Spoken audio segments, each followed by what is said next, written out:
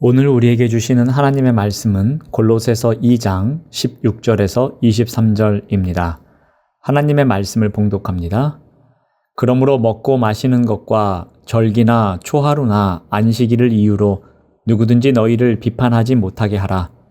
이것들은 장래일의 그림자이나 몸은 그리스도의 것이니라.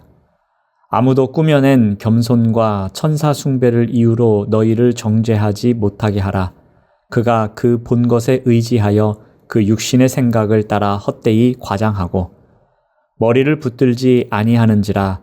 온몸이 머리로 말미암아 마디와 힘줄로 공급함을 받고 연합하여 하나님이 자라게 하심으로 자라나느니라. 너희가 세상의 초등학문에서 그리스도와 함께 죽었거든 어찌하여 세상에 사는 것과 같이 규례에 순종하느냐. 곧 붙잡지도 말고 맛보지도 말고 만지지도 말라 하는 것이니 이 모든 것은 한때 쓰이고는 없어지리라. 사람의 명령과 가르침을 따르느냐. 이런 것들은 자의적 숭배와 겸손과 몸을 괴롭게 하는 데는 지혜 있는 모양이나 오직 육체 따르는 것을 금하는 데는 조금도 유익이 없느니라. 아멘. 오늘 말씀의 제목은 아무런 유익이 없습니다 입니다. 골로새 교회에는 에바브라를 통해 전해졌던 복음의 골격을 흔드는 세 가지 요소가 있었습니다. 율법주의와 천사숭배 그리고 금욕주의였습니다.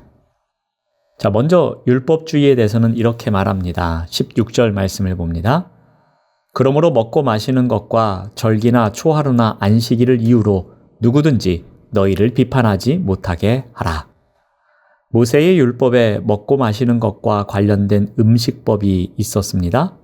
또한 절기와 초하루, 안식일로 대표되는 유대 전통의 성일에 관한 규칙도 있었습니다. 이와 같은 것은 하나님께서 자기 백성에게 베푸신 은혜를 기억하여 하나님을 예배하며 하나님을 경외하는 삶을 살도록 제정된 것이었습니다.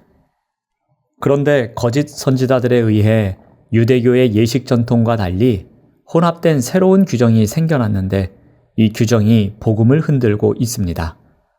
하나님께서 만물을 창조하시고 복을 주신 복음이 먼저이고 그 은혜를 기억하기 위해 안식일이 제정되었습니다. 즉, 복음이 먼저이고 복음의 결과는 따라오는 것입니다. 골로새 교회 안에 율법의 세부 규칙과 전통을 이유로 이 순서가 뒤바뀐 것입니다. 복음이 뒷전이고 그 결과만을 갖고 비판하는 문제가 발생했던 것입니다. 그래서 바울은 강력하게 권면하고 있습니다. 골로새 교회가 이와 같은 일들을 멈출 것을 강력하게 요청합니다. 이와 같은 이유로 비판하는 것은 조금 더 유익이 없는 것을 가르쳐주고 있습니다. 두 번째는 천사 숭배와 관련된 것입니다.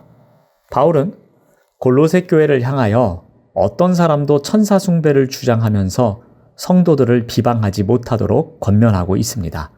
18절 말씀을 봅니다.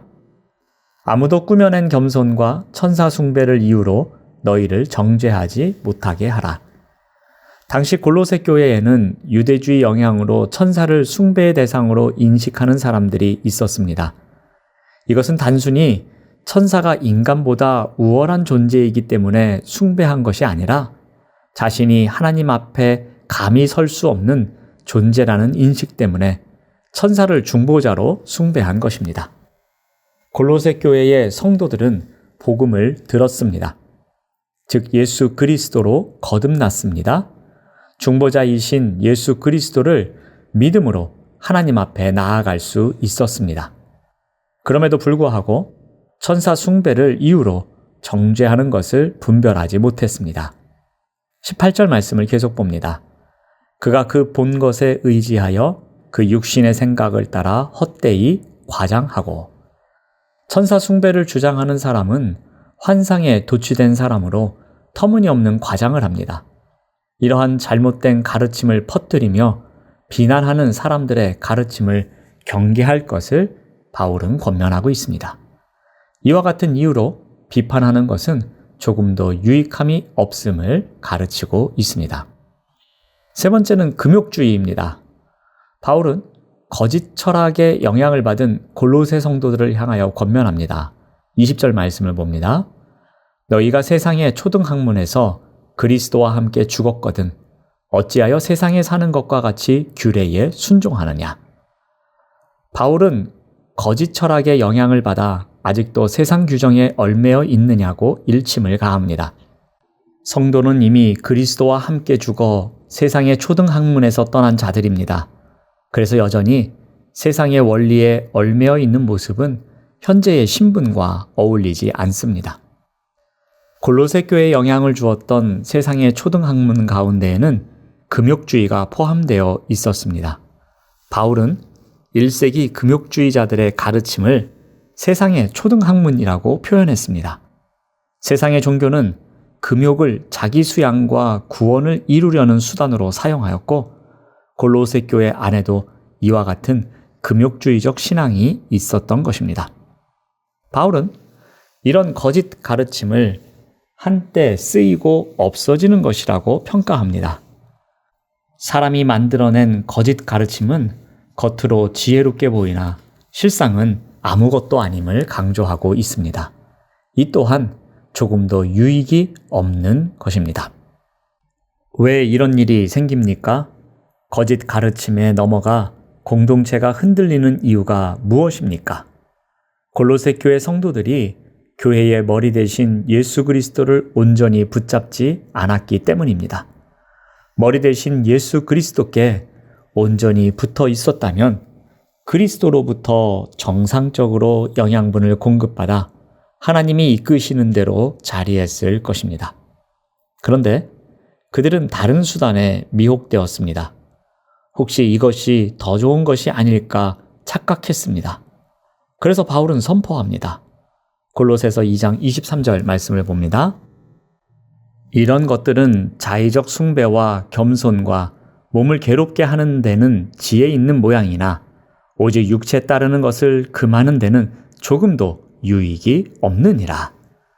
바울은 결론적으로 골로새 교회를 위협하고 있는 여러 요소가 육체의 욕망을 억제하는 데는 아무런 유익이 없다고 선언합니다.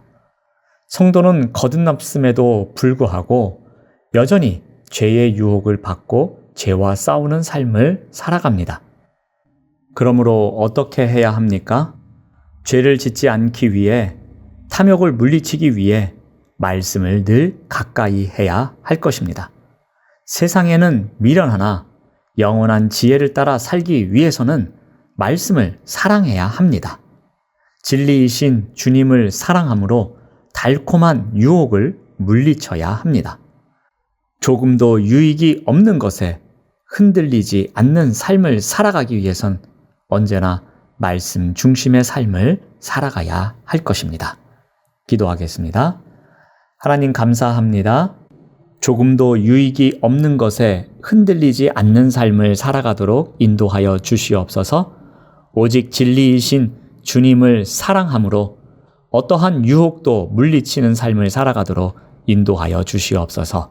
예수님의 이름으로 기도드립니다. 아멘. 생명의 말씀으로 나를 채우사 주의 길에